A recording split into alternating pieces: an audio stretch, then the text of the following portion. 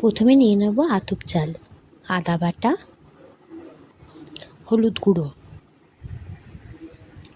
ঘি, গোটা গরম মশলা, তেজপাতা, লবণ, চিনি,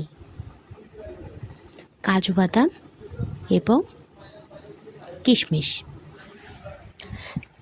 প্রথমে চালটা ভালো করে ধুয়ে নিয়ে চাল দিয়ে জল ঝরিয়ে চালটা একটা পাত্রে ঢেলে নিয়ে একে একে তার মধ্যে ঘি, গোটা গরম মশলা, তেজপাতা,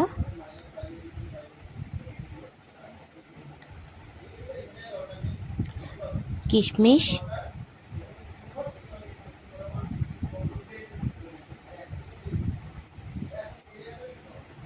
আদা বাটা, হলুদ গুঁড়ো,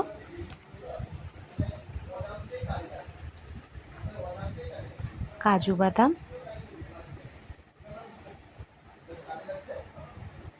এবং ঘিটা দিয়ে ভালো করে মেখে 10 মিনিট মতো রেখে দিতে হবে। 10 মিনিট পরে গ্যাসে চাপিয়ে তার মধ্যে পরিমাণ মতো জল দিয়ে দিতে হবে। জল দিয়ে 10 মিনিট ঢেকে লো ফ্লেমে এটাকে ছেড়ে দিতে হবে।